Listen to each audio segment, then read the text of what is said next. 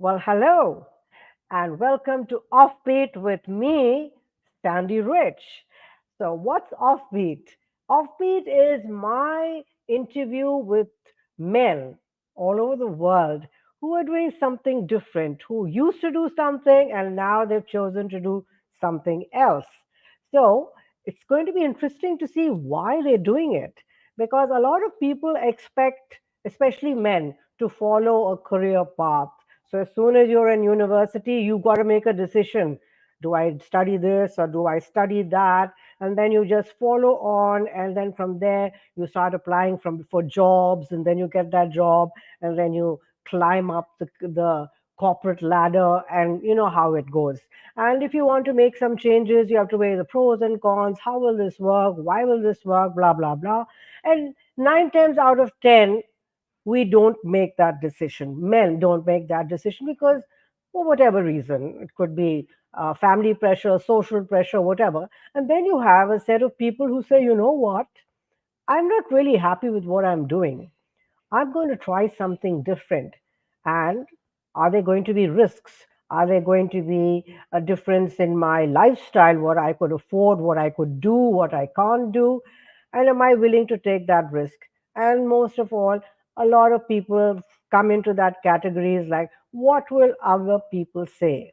And now I have this group who really doesn't care what other people say because they're so focused on what is giving them joy, what is making them get up in the morning full of energy to do whatever it is they're doing. And my guest is one of those people who I've known for quite some time. And from what I recall, I think he spent more time flying, up there in the air than on ground. And I always envied him because he was all over the place, and his job was such he stayed in fancy places and did so much entertaining. And a lot of people would die for a job like that. And then he sends me a message which says, I've changed, I've resigned, I'm doing something else and I'm enjoying it. So I thought I have to bring him on. So I'm going to bring on my guest who has taken a leap of faith. And so I'm going to bring him on. And as you know, I never introduce my guest, I always get them to introduce themselves. So we're bringing on the handsome, the fit, the very lively Mr. And I won't give his name, but I'm going to ask him to introduce himself. Welcome to Sandy Rich's program, Offbeat. Please introduce yourself. Hi, Sandy. Thanks so much for having me. It's great to connect with you after so many times. Hi, everybody. My name is Rui Da Silva. Most people knows me as Kootshi. That's how my nickname. And yeah, Sandy is absolutely right. We met long time ago in Dubai, a couple of years back. And I was working as a regional director of satellite companies, as Sandy said, and very well. When people used to ask me, where do you live? I normally used to say, I live in a plane. I live in a hotel room because I was all over the place. Every 2 weeks, I was traveling. I was on the move constantly, the pressure, and traveling around the world and seeing all these great cities. And that was fun. That was fun. But that was fun when you're 30s. I was aging and life is getting in the way. I'm aging in a way that, as everybody knows. And I start thinking, is this really what I want to do? So for me or for us, COVID hit the fan, as I normally say, and and that was a gift. Most of people considering that COVID was a problem. I think we have been given the gift of time. We've been always saying, I don't have time to spend time with kids, with family at home, and all these things. And I got stranded. I was actually on my way I had a tour. I was flying from Dubai to Barcelona, Barcelona to Washington, Washington to Miami, Miami back to Portugal, Portugal back to Dubai.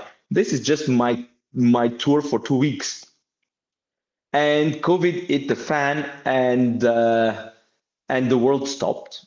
I was stranded in Portugal at my parents' house. I went for a week. I ended up staying 3 months and a half. And while most people decided to stay watching Netflix or baking and doing other things, I decided that I'm going to use the gift of time. So I isolated myself. I had a fantastic job in a great company. I was putting satellites in space. I was slicing and dicing capacity and helping the GSM operators to increase their 5G and bridging the digital divide around the world, connecting with Secret Service, schools, NGOs, and so on. But I was also 44, so I'm 47. So I was also 42, 42, 43. So I thought to myself, I don't know if I want to keep continuing doing this. This is great. This is very exciting. But I stopped having fun of traveling. I ever just thinking that I'm going to be in a plane. I just get bored, and being in London, Paris, New York, or all these cities, it's fun. But then when you keep repeating on a daily basis, it gets a toll on your life. So I said to myself, I'm going to do an emotional reprogramming. And emotional reprogramming was it's like the iPhone. All the iPhones need or an Android. They need updates to their firmware, to their software. And our life also needs some updates. And sometimes it's great for us to stop and think about, where do I am? Where do I want to go? And see if that alignment of values is still valid, or if we have to change, or if we have to do something else. So when I isolated myself, because my friends are not in Portugal, I'm stranded there with my mother's house, and then I decided, okay, I'm going to isolate myself from the world. Anyway, I could not leave the country. I'm going to isolate myself. I get into one of my friends' country's house, no internet, no friends, no connections, nothing. And I reprogrammed emotionally myself. So I decided I reach here and I want to reach there. And I have 50% ahead of me to live. I already live 50% of my life. What and how do I want to live? And I realized that during this exercise that I didn't want to live in a big city anymore. These type of situations that I had was not appealing to me anymore. I was not going to be a happy person moving forward. And I only have one life. I don't have two. I don't have two options. So I have to take action on what I have in my hand. And with that, I had to reconsider my life, my existence, right? And when I was evaluating everything that I had in hand, a friend of mine came to me and I said, "Listen, Kootshi, you're very successful. You're very high position in the satellite industry, but you're looking great. You take good care of your health. You're so good on what you're delivering, your performance, and so on and so on. Why don't you help other individuals to do the same thing?" And that planted the seed for me to take this leap of faith that was, all right, this was great. My past was fantastic. Now it's time for me to rewrite a new future. And that Okay. was the moment. Yeah. Yeah. So, of course, I know that you've always been very fit, and your friend also said that. But this helping people, was that something that you always did, or and No. it was part of Mm-mm. it, or you suddenly started when you were reevaluating your life and all that, you felt that perhaps this would give you a lot of joy. So what happened was, Sandy, when the seed was planted in my head, Mm. I was start thinking, wait a minute, I already do that to myself. So when I came across the health coaching term or terminology, and I signed up for the largest nutrition school in the world, I was still doubting, am I going to go back to corporate? Am I going to go? But I always knew that my corporate would never be the same as the past, because I don't want to live in Sao Paulo. I don't want to live in London. I don't want to live in Paris. Even Dubai, I was already on exiting mode. And when I get into the course, 2 weeks after of being as learning as an health coach, I said to myself, this is it. I'm gonna do this for a living. And that required a lot of confidence in myself, because I am about to change everything.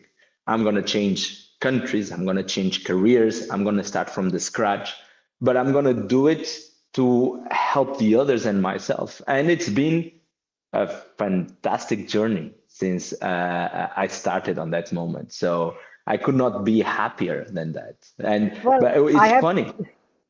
It actually, I have to say, you do look very happy, and the other thing is you look very relaxed. From Thank you. what I Yeah. remember, you used to be like, okay, this is the meeting, let's get on with it. I have only so much time, let's do this. And here you look so much more relaxed. And actually, I have to say this, you look younger. Thank you very much. Yes, it Always does. a compliment coming from you. But you know something, Ru, you made a very important point. You said starting from scratch. Now, Mm, this is something, when you're in midlife, as you said, you're halfway, you're in midlife, and there you are giving up everything that you have worked very hard for to reach that position, that power, that money, that everything, and you're starting from scratch. So, can you mm, share with us what was that feeling sure. and how did you move forward from there? All right. So I'll start with a joke that I was with some friends the other day, and we're having a coffee, and someone was talking about the middle life crisis, and I said, "There's no such thing as middle life crisis. What's happening is a misalignment of values." And that I'm not gonna have because I realign my values on the moment. And that's why some people say, oh, he reached 50 or 60 and it's questioning everything, the wife, the house, the partner, the job, and everything, because the values are not aligned anymore with their current life to the existing life. So my friend says, "Oh, it's a very smart observation." And I said, "Well, I've been going through this process, and that took me. You mentioned giving up. I didn't give up on anything. I start a new chapter of my life. Giving up on anything is like something is being forced me to give up. I didn't. I was not forced. I did it by choice. It's tough. It's extremely tough, Sandy. Your mental resilience, your mental health, your ability to commit to your new future and leave the comfortability back in the past, it's very high. And we have to accept this, right? We have to accept that temporarily your lifestyle is going to change. We have to accept that there will be a downhill financially eventually and all these situations because you're starting from the scratch. It's like, as I said, when I gave up that career, I was very highly paid. And I have to change for a job that as a internship, right? And that requires a mental resilience, a capability and ability to deal with your inner demons, your emotional stress, your mental fatigue, your own self-doubt, your own saboteurs. But the beauty of this is that I can say at 47, I'm retired because I'm doing something that actually gives me a lot of joy, a lot of pleasure. I don't know if it's going to work in the future. I don't know if it's going to succeed. But what I know is that I'm very happy for the path that I chose to myself. So, we don't give up. We close chapters, and our life is made of chapters. And that was a chapter was extremely fun. Love to live in Dubai, love to travel the world, love to fly business class, first class, stay in the most expensive hotels in the world. But there's more in life than that. And I was ready to explore new options and new alternatives. Yeah. So when you are actually working with your clients, etc., and do you talk about something like the corporate burnout because that seems Of to be course. quite prevalent all over the place, and I think a lot of people are going through that crisis.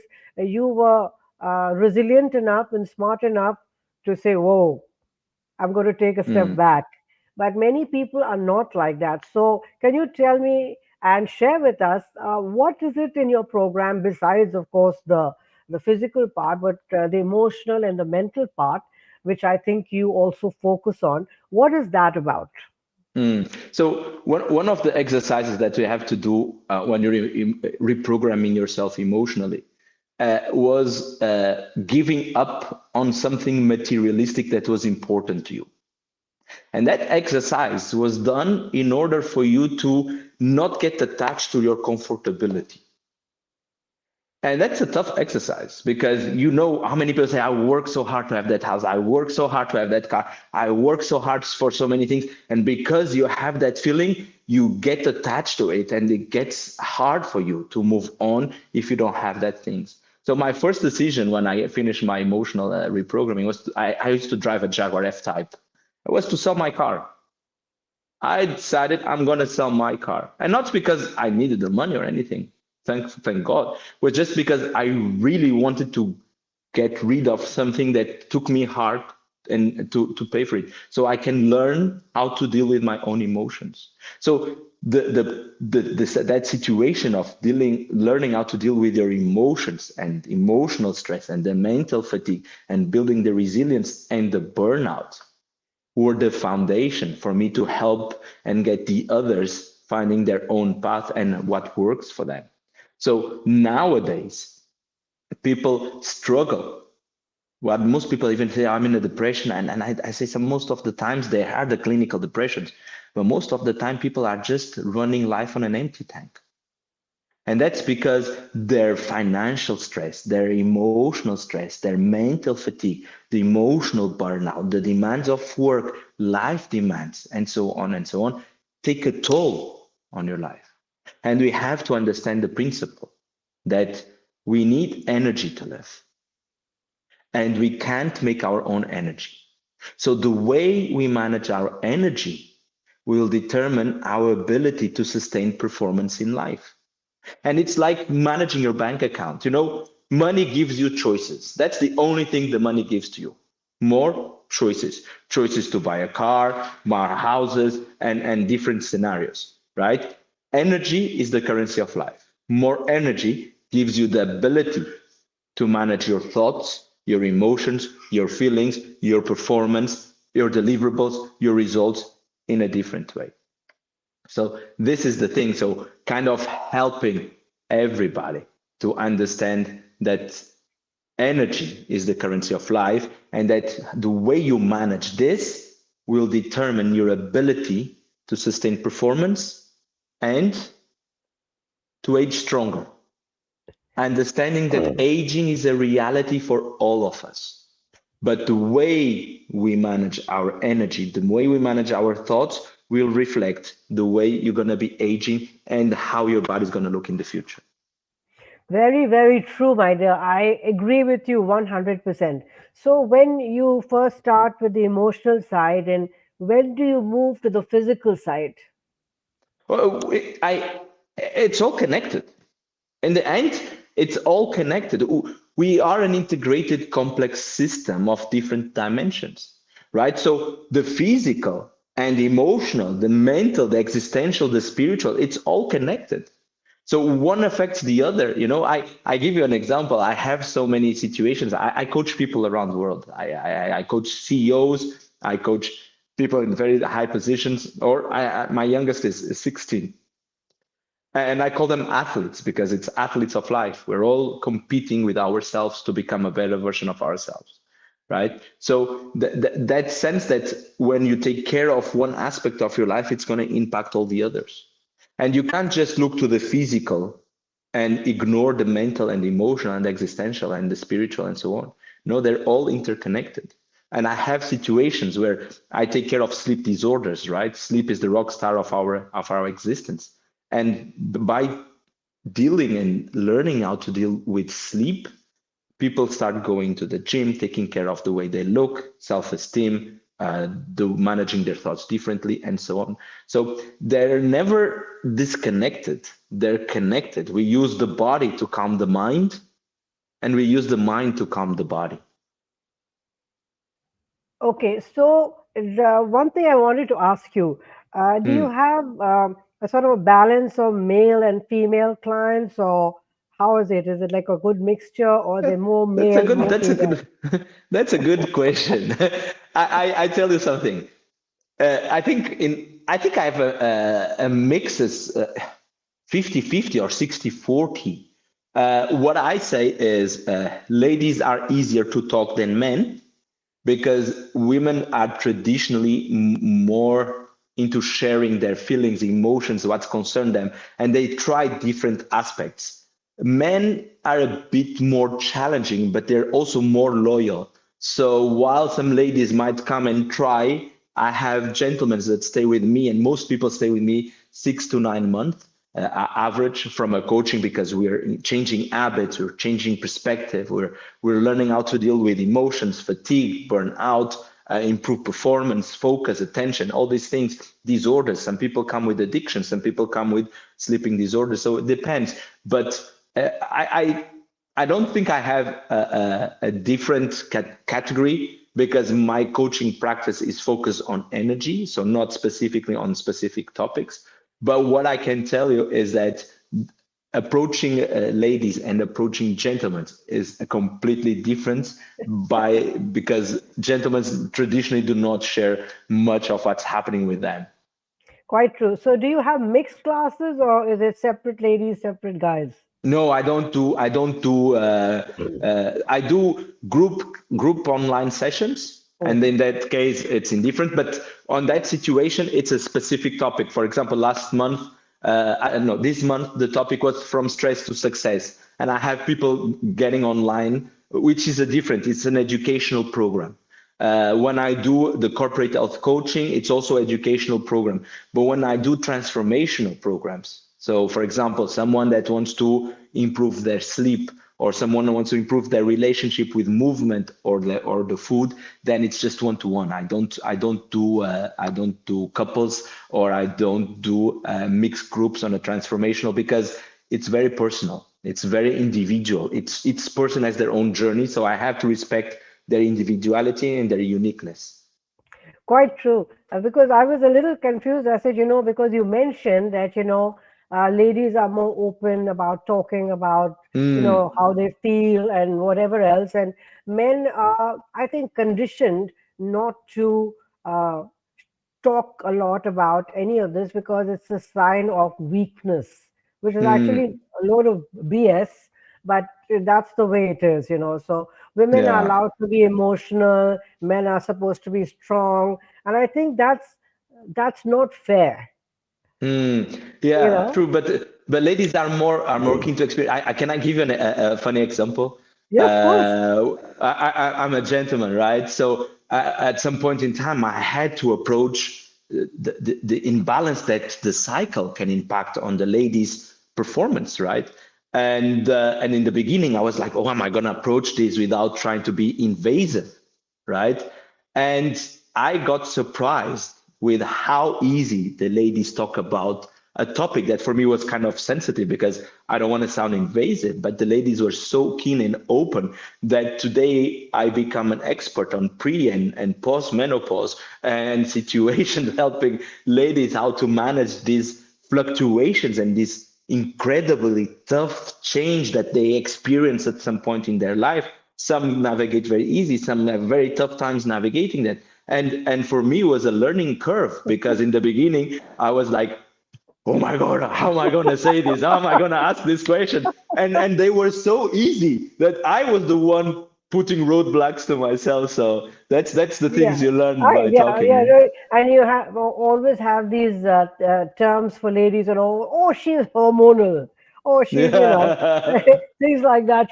Oh, she's oversensitive because she's hormonal. That's the thing that we say a lot. But Yeah, yes, yeah. sometimes ladies, especially the ones who are slightly maybe in their 30s or something, they don't really care. You know, No, at all. yeah, they're not bothered about it. It's like the men may feel that, oh, this is a sensitive topic and maybe I shouldn't discuss it and all. But I'm sure you've realized now it doesn't really matter. Yeah, absolutely. Yeah. At all, at all, at all. Yeah. Yeah. So when you obviously I've watched a lot of I'm stalking you on Instagram. Thank you. Yeah, and I've seen all that crazy stuff that you do. So Uh, do you put that into a program for your clients as well, or is that just you? well, yeah. So my level of exercise is a bit, as my friend says, lunatic. I have to agree. I know a lot of people follow me, and when I go and I said, I really can't believe you're doing this. And I always say, well, I'm 47 and I still can prove that aging stronger. It's not about aging. It's about consistency and the commitment with you. I also been in gym since I was 5. I've been acrobat. So my level of fitness is quite high. No, I do not coach people on to reach to my level of fitness, but I do, because that's something that I got it with age, but I do help a lot of individuals to change their relationship with movement and to increment movement in their daily habits as part of the process of aging stronger. Because we have to understand that what sustains our skeleton is our muscles. So as more as we move, as more we are creating the foundations to age gracefully and to age better, to minimize the impact of health. I do help people to understand that movement is fundamental to manage stress, avoid burnout, and to decrease fatigue. And most people think, oh, I've been seated behind a desk for 8 hours and I'm so tired. And that's when we need to use the body to calm the mind. So what I do coach is people changing their relationship with movement. Because when I go and I play and I do most of the videos that I think people think I'm a lunatic. I'm just playing. I'm just seeing how far my body can go if I still remember some things from the past, playing with my core and things like that. But in reality, that's just me having fun with my body. And that's the beauty of it. And like me, a lot of people can have it as long life is a journey. Fitness is not a destination. I don't work out to look good. Looking good is a consequence of loving my body. There's a saying that says, if you want to know what your thoughts were yesterday, look to your body today. If you want to know how your body is going to look tomorrow, look to your thoughts today, because that impacts your relationship with yourself. Very, very true, my dear. And a lot of people are not even conscious about it. They're Mm, just going through life in, like a robot. I have to get up at mm, so and so time. I have a meeting at so and so time. I have to be in office at so and so time. And actually, the corporate world makes you like that, because yeah. it's like Mm, you have to do this, you have to do this. You know, there's no question of any kind of flexibility, and mm. so you are so structured, and your mind just operates on that. So it Mm, doesn't matter whether anything else is happening or your body's telling you, slow down, or I can't take this anymore. You're just like on that route, the button is pressed and you're on. So mm. I think it's very important what you're saying. And do you sort of do these motivational talks about getting people to look after themselves a little more? Do you do it for corporates as well? Yes, yeah, yes. So I do the following. Sorry, sir. I do the following. I help people to understand the relationship they want to have with themselves and with their environment, or as we say, the world, right? If you want nowadays people come and the organizations are to focus on when they look to CVs, their school backgrounds and so on, which is great. But if you're not able to sustain that knowledge, if you're not to sustain your deliverables and your results, you're just burning yourself. Companies are just burning human capital. Now, what I say, and I do a lot of corporate health coaching. I have a program called Corporate Warriors: 7 Steps for Sustainable Success, which is protocols that you can do at home to redefine your habits to sustain your performance. We remember, as I told you in the beginning, we need energy to live, and we can't make our own energy. So we have to look into our energy inventory and our fatigue inventory. Energy inventory: sleep, nutrition, movement, joy, stress management, priority management, and mindset. And your fatigue inventory: life, work, stress, family, anything that can deplete you from your energy. And that's where I help people to find to become rich about themselves, to become a millionaire from a life point of view, because they learn how to manage their energy in ways that work for them. Because what works for you, Sandy, might Yes, not work for me. And what quite might work true. for me might not work for anyone else. So I help people finding their voice, finding, well, okay, fine. I have my inner critical voice that keeps telling me I can't, I'm too stupid, I'm too old, this is the way, or I just, oh, others are better than me. I help you to manage that voice by managing your energy, by putting yourself in a position that you can actually challenge that voice. And I said, am I? Is this thought really true? Am I really being honest and genuine with myself, or I'm just being a mean girl? And that's part of the process. Again, because we're all connected, right? So yes, I do help organizations through educational courses to redefine, to help their workforce to redefine their habits so they can understand that no, you should not stay late at night watching Netflix just to reward yourself because you had a bad day. No, Mm, because that will compromise your ability to operate the next day. You know, quite true. you But you know, help people say, go ahead. no, I just wanted to touch on nutrition because Hmm, that's a very important part.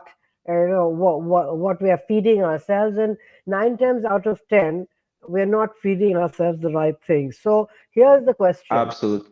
first of all, you reach for this or reach for that because it's your comfort food. It's this, your palate likes it, and you convince yourself that your body wants it, and all of that.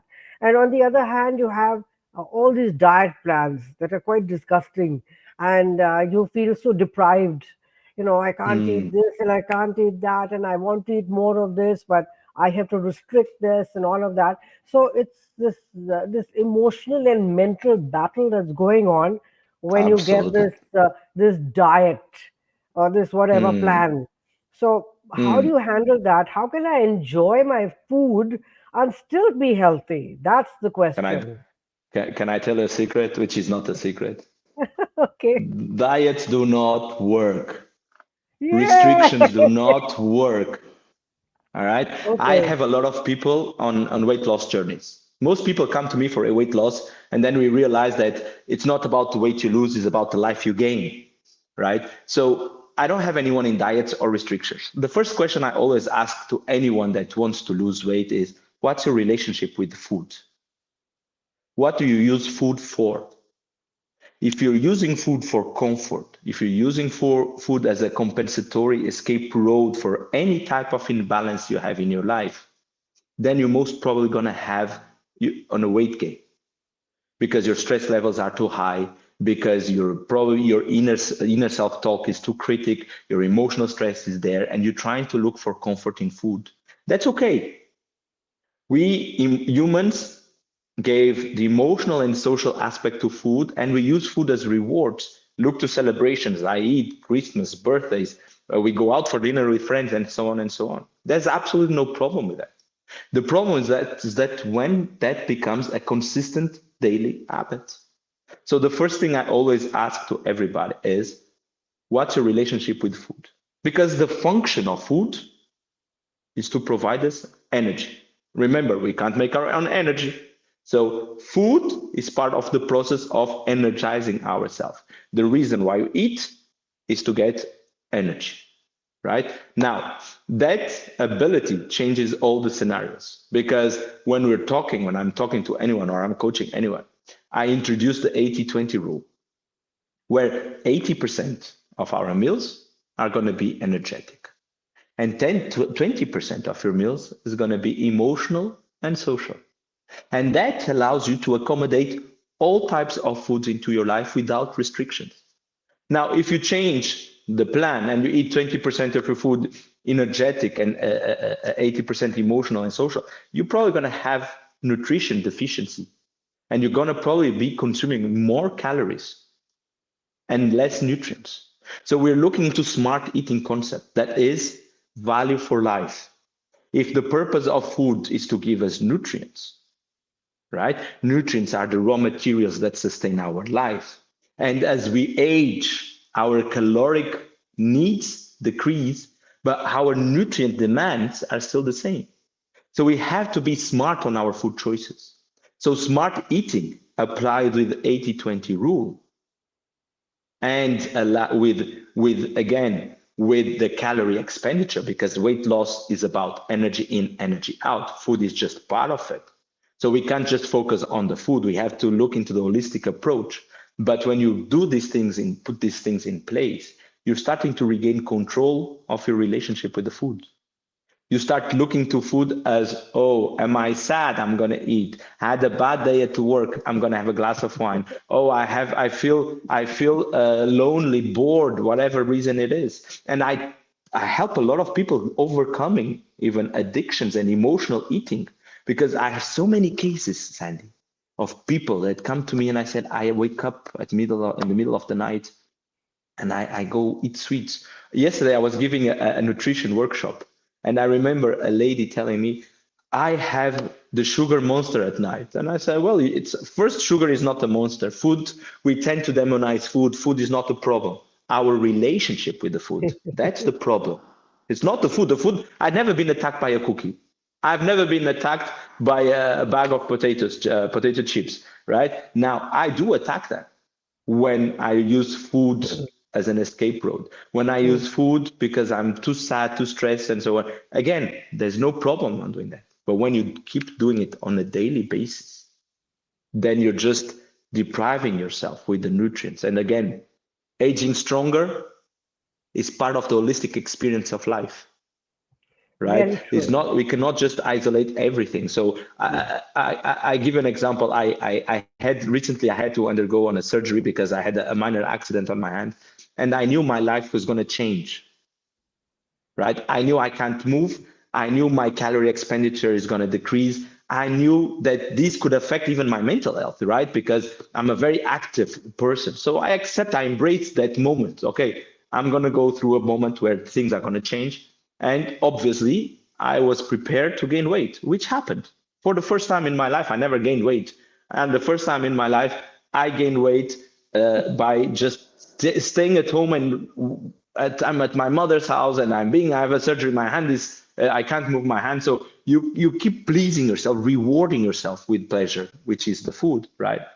But I also decided that as soon as my healing process is done, I would go back on track, and I put that relationship with the food that I'm talking about, looking to food as an energetic source. I also please myself on the weekends. I decide the weekends, that's the time I decided that it's not a cheat day, because I'm not cheating anyone. I'm not doing anything bad. I'm in control of my choices. I'm in control of my eating habits. I have the power. I'm sitting on the driver's seat of my life. So I chose that on Fridays, I allow myself to eat the pizza that I like or the nachos that I like. I can't afford at 47 to be eating this every day. My life cannot afford that. So I have to make smart decisions. And that's what we practice. That's what we cultivate. We increment these habits. I help people to understand that food is great. Food can be enjoyable. You can have your social and emotional times with the food, but you also have to understand that the reason and the purpose of nutrition is to provide the body with the raw materials that will help us to age stronger, to fight diseases, to improve our brain activity and sustain our performance. Excellent, my dear. And I think that's a wonderful way of encouraging more people not to just follow a diet because they read it somewhere on the internet or whatever, but actually to have a very good relationship with food and to Mhm. understand how it helps you instead of the Yeah. other way around. Yeah. So Rui, we're coming to the end of our podcast, but before I allow you to leave, I would like I would like very much for you to share a couple of pointers about people who are thinking of making a change because you've done Ah, it. Okay, hmm. so maybe just 4 5 points on whether they should take that leap of faith. What should they Perfect. do? All right. First of all, you have to embrace that change is complex, but it's possible. right? We have to accept that if you're stuck in the past, you'll not be able to progress in the future.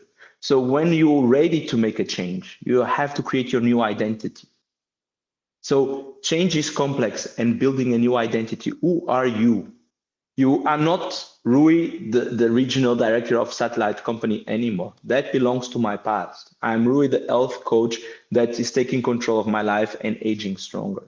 Now, that's one point. So accepting that change is complex, accepting that you're building a new identity for yourself. Your past belongs where it needs to be, in the past. Third is dealing with your inner voice, or your critical inner voice, your inner demons. They're there. Don't run away from them. Don't hide from them. Invite them to the table. Let them talk to you. Ask them, why are they there? So that you have a clear understanding what might be your setbacks, your roadblocks, your mental stress, your limiting beliefs, the things that can block you. It's a daily struggle. It's not something you do it once and it's halas, it's done. Every day I wake up in the morning and I have to deal with my own critical voice that tells me, you were more comfortable in the past. You were making more money in the past. Your life was different in the past. Yes, but that's belonged to the past. So I have to keep every day working on that so that my emotional stress do not kicks in, so that my emotions do not take over. Second, the second, no, like this is the fifth. Um, Trust the process and trust yourself. If you're ready to take that leap of faith, go forward. Don't wait for the right time because there's no such thing as the right time. We're always believing that, first of the year or after the summer or after my birthday and things like that. There's no such thing as the right time. The time is now. And if Yeah. you want to really change it now. Otherwise, you keep delaying. And my father always say, it's better a bad decision than a non-decision.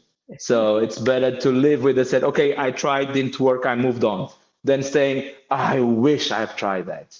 My life would have been so much, and you have to deal with that. What if? Quite true, my dear. That was so very well put, and thank you so much for making the time. I know My pleasure. you may not be in the same style of work, but you're still traveling all over the place, aren't you? That's so true. Yes, that's so true. I'm Yeah, actually going to yeah, be in Dubai next week, and then yeah. Bahrain, and then Barcelona, and You then see? eventually. Yeah, but I think now you're doing it more for yourself.